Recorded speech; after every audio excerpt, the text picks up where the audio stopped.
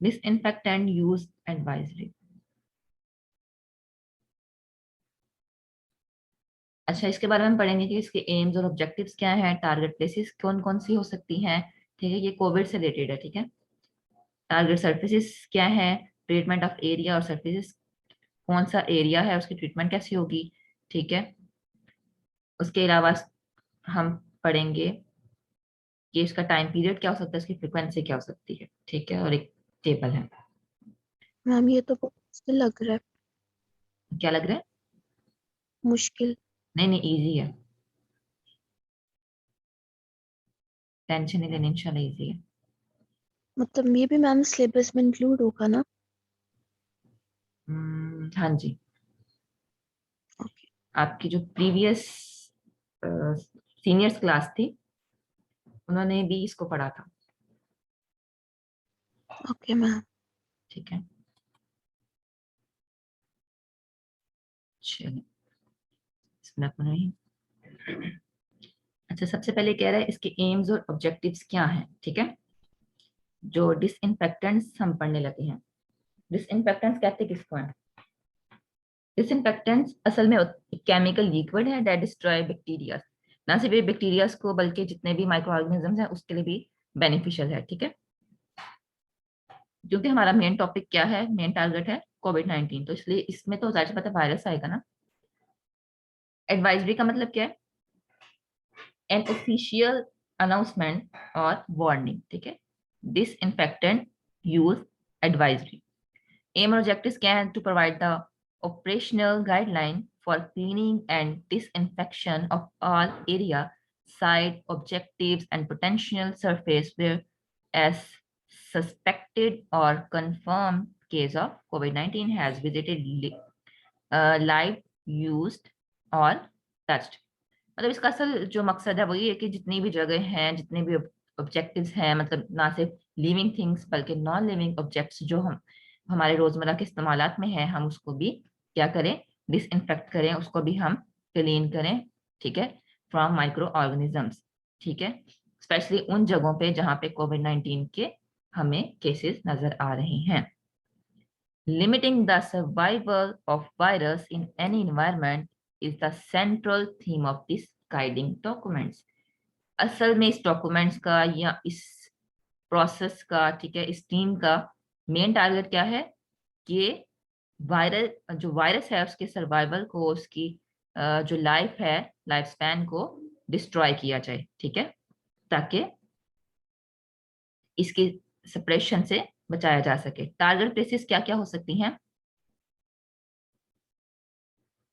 This advisory primary focus on community, household, ठीक है, and non-healthcare facilities which include airports, railways and bus stations, school, colleges, offices and other working places, restaurants, customer care center, courts, cinemas, hostels and other public gathering places।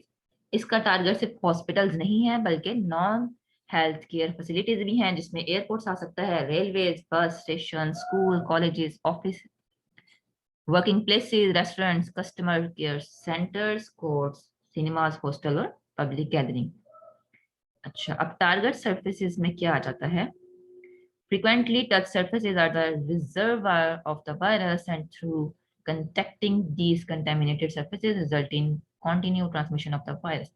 मतलब कह रहे हैं कि जाहिर सी बात है, जिस जिस सरफेस पे आप हाथ लगा रहे हैं, ठीक है, तो वो सरफेस क्या होगी, उसकी टारगेट होगी। ठीक है, क्योंकि ये ट्रांसमिटेड डिजीज है। ठीक है, एक 1% टू अदर ये क्या हो सकती है, स्प्रेड हो सकती है। Extra care must be paid to disinfect these surfaces touched repeatedly by different individuals both at publicly used place and at household setting। चाहे आप पब्लिकली काम कर रहे हैं या घर में काम कर रहे हैं या ऑफिस में कर रहे हैं, हॉस्पिटल में, ठीक है, जहां भी आपकी वर्किंग प्लेसेस है, आप उसको डिसइंफेक्ट करें, ये ध्यान रखें। These surfaces include doors, handle, knob, handrails, light switches, table, commonly use. मतलब ये सिर्फ जरूरी नहीं है कि आप जिस चीज को यूज करें, बल्कि हर एक छोटी छोटी चीज का भी ख्याल रखें। ठीक है, अगर आप टेबल चेयर्स को यूज कर रहे हैं, ठीक है, अगर आप कहीं पब्लिक में जा रहे हैं और वहां पे एस्केलेटर्स यूज कर रहे हैं, ठीक है, कोई भी चीज आप यूज कर रहे हैं, पेन को भी यूज कर रहे हैं, तो आप ध्यान रखें कि डिसइंफेक्टेंट होनी चाहिए, डिसइंफेक्ट होनी चाहिए वो, ठीक है। अपने हाथ को सैनिटाइज करें, ठीक है। यहाँ भी हम नीचे पढ़ेंगे कि किस तरह हम इसको बना सकते हैं, इस लिक्विड को, इस प्रोडक्ट को। तो उसको आप बनाकर आप हर चीज पर उसका स्प्रे करें। Treatment of areas and services.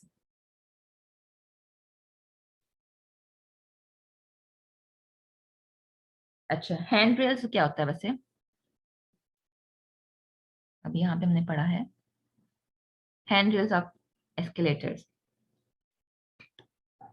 कि आप लिफ्ट में जा रहे हैं तो वहां पे भी आप दर्ज पता हाथ रख रहे हैं, तो एक इंसान तो नहीं वहां आएगा, कितने ज्यादा मल्टीपल्स होंगे, तो उनमें भी ट्रांसफर हो सकता है।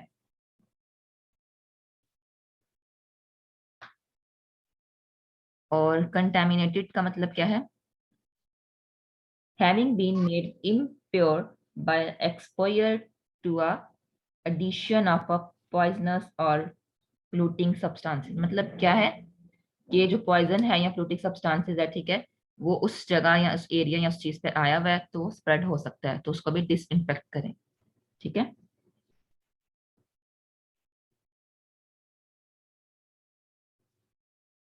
फॉसेट क्या होते हैं?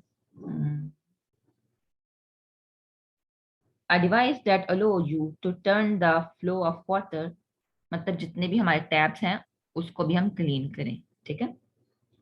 Not just metal part, it's who mechanism controlling the, मतलब सिर्फ टैब ही नहीं इसमें आ जाता, बल्कि जितने भी उसके पार्ट्स हैं जो कि उसके वाटर फ्लो को कंट्रोल करें, उस सबको भी डिसइंफेक्ट करने की कोशिश करें as well as it is possible, ठीक है।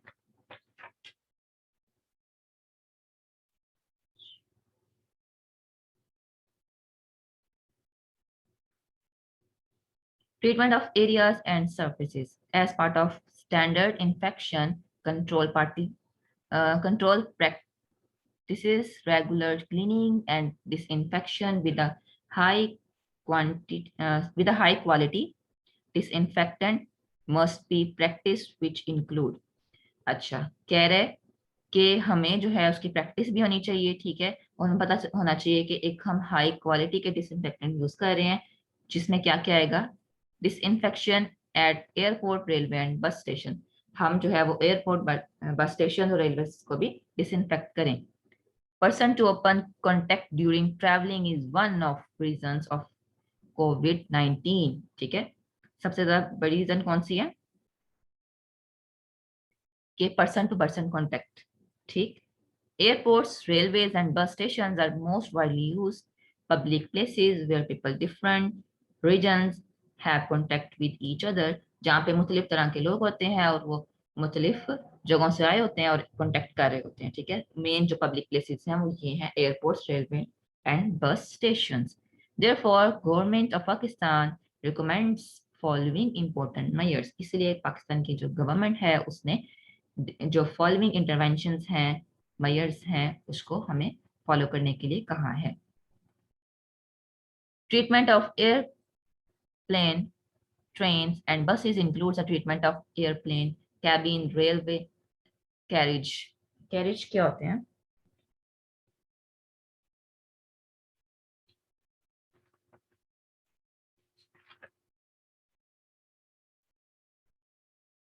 Any of separate section of a train that carry passengers, ठीक है।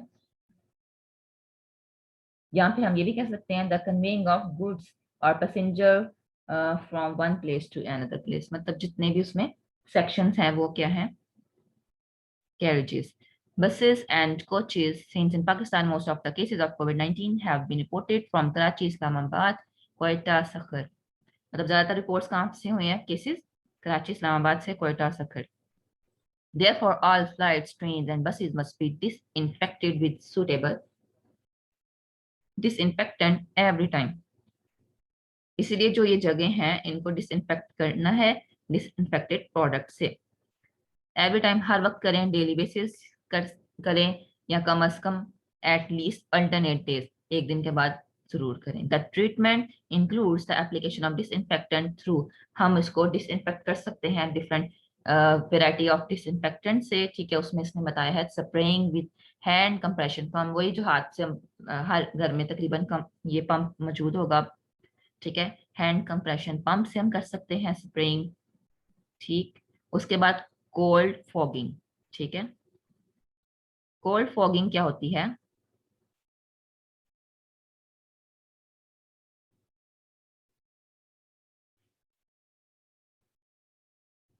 कोल्ड फॉगिंग भी एक डिसइंफेक्टेंट करने के लिए हम प्रोसेस इस्तेमाल करते हैं, ठीक है। उसमें जो है वो फॉग की तरह प्रोडक्ट जो है वो रिलीज होता है, और फिर जो हमारे इन्वायरमेंट में डिसइंफेक्टेंट करता है, डिसइंफेक्शन के जो प्रोडक्ट्स हैं उसको,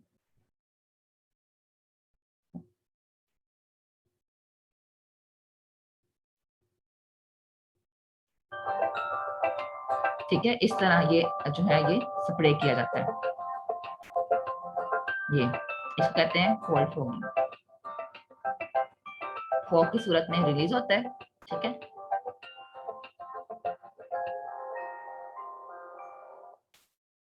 डिफरेंट जगहों पे डिफरेंट टाइप्स का होता है, ठीक है।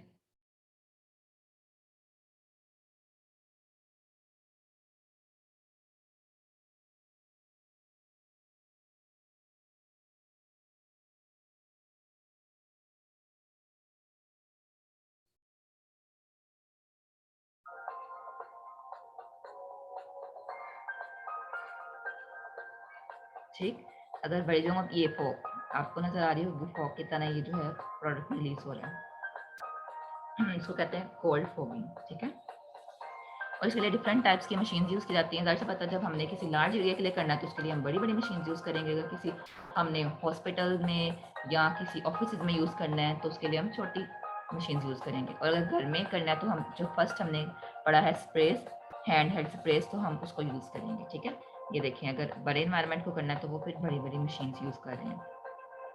डिसइंफेक्टेंट इसमें यूज़ होगा, ठीक है। इसके जरिए, ये पाइप्स के जरिए डिसइंफेक्टेंट प्रोडक्ट जो है वो रिलीज होगा। देन जो हमारा टारगेट एरिया होगा हम वहाँ पे जो है इस तरह फॉग के थ्रू जो है उसको डिसइंफेक्ट कर देंगे, ठीक है।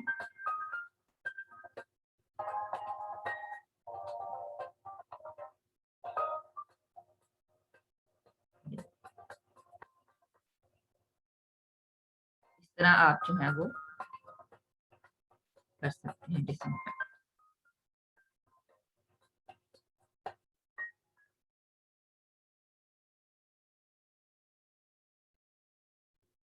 Ultra low volume, ultra low volume ULB treatment, जो सेकंड वाला आपने देखा था वो अल्ट्रा लो वॉल्यूम का था, ठीक है। उसमें लो वॉल्यूम इंक्रीज होता है, डाला जाता है, लेकिन ये कि वो हम लार्ज एरियाज के लिए करते हैं। ये हम घर के लिए कर सकते हैं। ये कोल्ड फॉगिंग इससे थोड़ा सा बड़े पैमाने में आ जाए सब, ये high wait mopping and auto scrubbing of floor of airports and station, ठीक है। इसमें वेट मॉपिंग की भी हम जो टेक्निक्स हैं वो यूज कर सकते हैं। Wear disposable gloves when cleaning and disinfecting surfaces. Gloves should be discarded after each cleaning. If reusable gloves are used, those gloves should be dedicated for cleaning and disinfection of surfaces for COVID-19 and should not be used for other purposes. मतलब जो भी हमने gloves use किए हैं, ठीक है, उसको disinfect कर दें। अगर आपने वो कोविड-19 से बचने के लिए वो यूज किए हैं, इसके प्रोटेक्शन के लिए यूज किए हैं, तो फिर तो आप दोबारा इसको यूज ना ही करें तो ज्यादा बेहतर है, ठीक। Waiting halls and inside the cabins of airplane, trains and bus must disinfected using spray pumps, ULV and cold foggers, ठीक है। जो अभी आपने ये सारे टेक्निक्स देखी हैं, इस सब को यूज करते हुए से योगा के एक तो बड़े पैमाने में भी बहुत डिसइंफेक्शन का प्रोसेस यूज हो जाएगा। सेकेंड ये कि इसमें टाइम कंज्यूमिंग भी नहीं होगा, आप डेली भी बेसिस पे कर सकते हैं, ठीक है। Smaller objectives like doors, knobs, handles, hand rails, ठीक है, ये जितने भी स्मॉल ऑब्जेक्ट्स हैं, ठीक है, घर में दरवाजों की जो कुंडियां होती हैं, ठीक है, या टैब्स, ये सब भी आप क्लीन कर सकते हैं through wiping 4 to 5 time in day. वैसे तो इतना कोई करता नहीं है, लेकिन एक दिन में कम से कम 4 से 5 दफा करें, ठीक है। Ideally, languages passengers must also be treated on arrival and at departure time. जो पैसेंजर्स हैं, ठीक है, उनको भी अगर उनको लैंग्वेज नहीं समझ आ रही है कुछ नहीं, तो उनको अपनी लैंग्वेज समझने की कोशिश करें कि कोविड-19 है, तो इससे प्रोटेक्शन के लिए अपना अपना अपना अपना जो है वो प्रिकॉशंस को फॉलो अप रखें। Same practice and procedures should be adapted for other sites office. मतलब जितने भी प्रोसेस अभी पढ़ चुके हैं सभी, अगर ऑफिस में आप काम करें वहां पे भी यूज कर सकते हैं, रेस्टोरेंट्स वगैरह में, कोर्ट्स में। जरूरी नहीं ये सिर्फ एयरपोर्ट्स, बसेस या ट्रेन के लिए हम यूज करें, बल्कि जहां भी आप काम कर रहे हैं हर एक जगह आप ये वाला सेम प्रोसेस यूज कर सकते हैं। हाउस होल्ड लेवल में क्या जाता है, household level are frequently touch surfaces must be cleaned and disinfected daily basis। मतलब आप घर में भी अगर काम करते हो आप भी डेली बेसिस पे जो आपके डेली जो चीजें यूज हो रही हैं, ठीक है, उसको भी आप क्लीन करें। सारे सर्फेसेज इंक्लूड्स में चेयर आ सकती हैं, टेबल आ सकते हैं, डोर नॉब्स आ सकते हैं, हैंडल्स हो सकते हैं, ठीक है, और डिफरेंट चीज हो सकती हैं। फोन अब कौन सा आप करें रोजाना, और मेन जो सोर्स है वो हमारा मोबाइल फोन ही है। कीबोर्ड्स अगर यूज करें कंप्यूटर, ठीक है, तो उसको भी आप कीबोर्ड्स को भी करें। वो तो बहुत मुश्किल काम है, ठीक है, वो मे भी हमें नीचे बताएंगे किस तरह करें। If the surfaces are directly should be cleaned with soap, water or detergents and before disinfection। मतलब आप surfaces जिनको कम से कम कर सकते हैं सोप के साथ क्लीन, उसको करें। At household level, most common EPA registered household disinfectant, ठीक है, ब्लीच सोल्यूशन। अच्छा ये कह रहे हैं कि इस तरह आप जो है सोल्यूशन तैयार कर सकते हैं। ये थोड़ा सा जो है घुमाने वाली चीजें हैं। If available bleach solution, bleach solution होना चाहिए 10%, उसको मल्टीप्लाई करेंगे उसकी स्ट्रेंथ के साथ, ठीक है, जो कि स्ट्रेंथ होगी 2। 10 को 2 से मल्टीप्लाई किया तो 20 आ गया, ठीक है।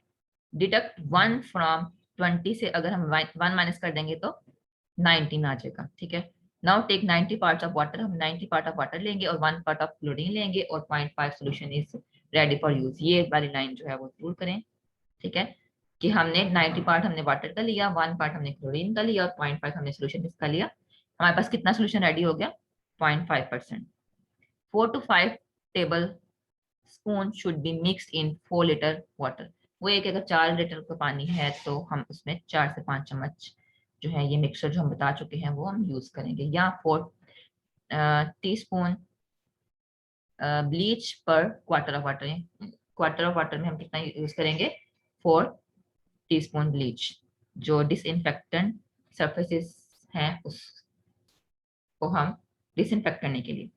Avoid the mixing of bleach with ammonia or any other cleaner as it may produce harmful gases। मतलब आपने ब्लीच अगर यूज करनी है तो उसको अमोनिया इस तरह की गैसेस वगैरह के साथ ना यूज करें, ठीक है, क्योंकि ये हार्मफुल गैसेस रिलीज करेंगी और मे बी जो आपकी स्किन बर्न हो सके, या फिर जिस चीज के में आप यूज कर रही हैं उसका कलर जो है वो खराब हो जाए या वो जल जाए।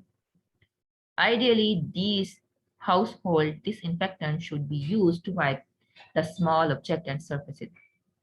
यही कि छोटी छोटी चीजें हैं उसको साफ करने के लिए जो है हम यूज करेंगे।